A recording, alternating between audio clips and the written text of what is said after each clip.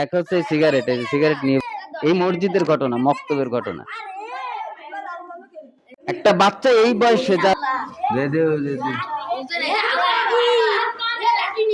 বয়স 7 বছর, সে যদি আজ সিগারেট খায়, তার মানে পারিবারিক শিক্ষাটা কি পাইছে? এই দিক তাকান, এই যে সিগারেট থেকে যদি দূরে রাখা হয়, ওই বাচ্চার পকেটে এই পাওয়া যায়। এই উদাহরণটা বাচ্চাদের, সেই জন্য আমি রেখে দিছি। এই পাইছে যে মক্তবে যার পকেটের ভিতরে সিগারেট থাকে, তাও ধরানো সিগারেট, সে বাইরে কি করে? কথা বোঝেন নাই? তাহলে পরিবার, সমাজ, রাষ্ট্র কোথায় গিয়েছে? একটা সময় এই জিনিসটা কিন্তু অপরাধ মনে করতো মানুষ। যত বড়ই এমপি মন্ত্রী হোক না কেন, সে যদি খাইতো, বাগান কাটালে খেয়ে আসতে মুখ লুকায়, তারপরে পাতা চাবায়, তাই ঘরে আসতো।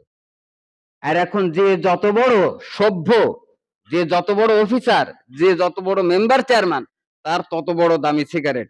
সে ঠ্যাঙের পরে ঠ্যাং তুলে প্রকাশ্যে পাবলিক প্লেসে জনগণের সামনে এই শয়তান এই সিগারেট খায়।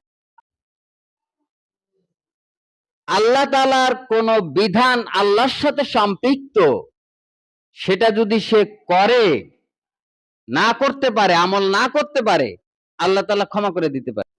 কিন্তু বান্দার সাথে সম্পৃক্ত যে জিনিস, এটা আল্লাহ ক্ষমা করেন না।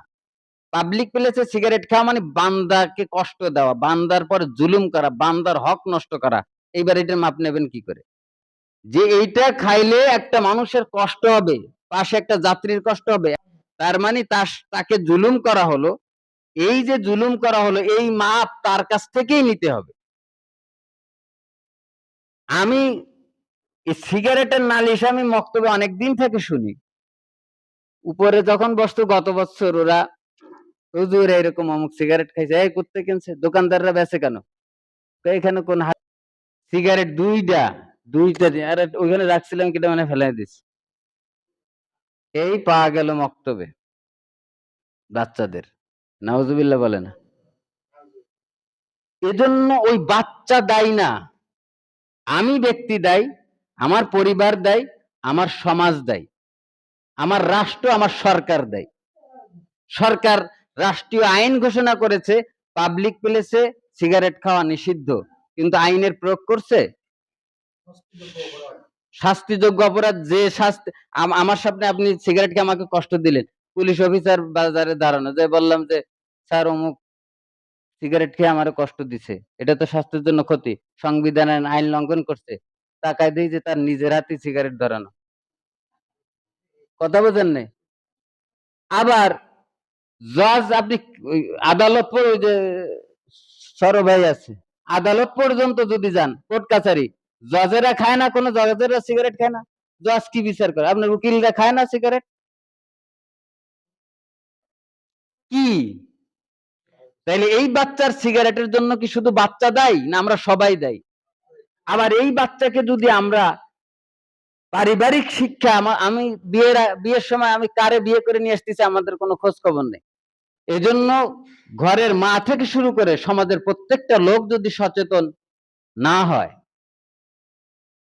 তাহলে আমাদের বাচ্চারা, আগামী দিনের ভবিষ্যৎ, তারা এরকম নষ্ট হয়ে যাবে। তাদের আজকের সিগারেট পাওয়া গেছে, এখান থেকে বছর, 1 বছর, 5 বছর পরে গাঁজা পাওয়া যাবে, ফেন্সিডিল পাওয়া যাবে, তারপরে আরো কি, ইয়াবা, বাবা, সবই পাওয়া যাবে। আমারই তো সন্তান, কারো না কোনো ভাইয়ের সন্তান। তো কি হলো সমাজের? আজকের থেকে আপনারা যারা সিগারেট খান, কষ্ট পাইতে পারেন, আপনি আজকের থেকে সচেতন হন। আপনি খাচ্ছেন, আস্তে আস্তে ছেড়ে দেন। আর যদি ছেড়ে না দেন, আপনি একা যদি খান, সে দায়ভার আপনি আল্লাহর সাথে বুঝবেন। কিন্তু পাবলিকের সাথে যদি সম্পৃক্ত হয়ে যায়, কোনো উপায় নেই। যে পরিবারের বাপ সিগারেট খায়, সেই পরিবারের সন্তানের এই জন্যই তো সিগারেট খায়। অথবা সেই সমাজের আশেপাশে যারা খায়, তার চাচারা খায়, বাপের বন্ধুরা খায়, যাদেরকে নিয়ে বাড়িতে আড্ডা মারে, তাদেরকে খাইতে দেখে। কথা বোঝেন নাই? যে স্কুলে পড়ে, সেই শিক্ষকরে খাইতে দেখে, শিখছে তো এক জাত থেকে, নাহলে ওই বাচ্চারাতে খাইতে খাইতে আর এগুলো মনে হয় ওই কেউ খেয়ে খেয়ে ফেলাইছে, এগুলো সংগ্রহে রাখে, রেখে এরপরে নিজে এটা ট্রাই করে। আল্লাহু আকবার। আল্লাহ আমাদেরকে মাফ করুক। আমাদের সন্তানদেরকে মানুষের মতো মানুষ করার জন্য আল্লাহ আমাদেরকে দায়ী করবে। এই বাচ্চারা আমাদের কাছে আমানত। আমার সন্তানও যেরকম আমানত, আবার আমার সমাজের সন্তানেরাও কিন্তু আমানত। কেমন আমানত? আমি তারে কিছু করতে পারলাম তো আলহামদুলিল্লাহ, যদি না করতে পারি, আমার দ্বারা যদি সে কোনো ক্ষতি হয়, আমার দ্বারা যদি সে কোনো কিছু বাজে কিছু শেখে, তাহলে সেই আমানত আমি রক্ষা করতে পারলাম। কথা বলেন ঠিক কিনা? এজন্য আমাদেরকে সচেতন সজাগ হতে হবে।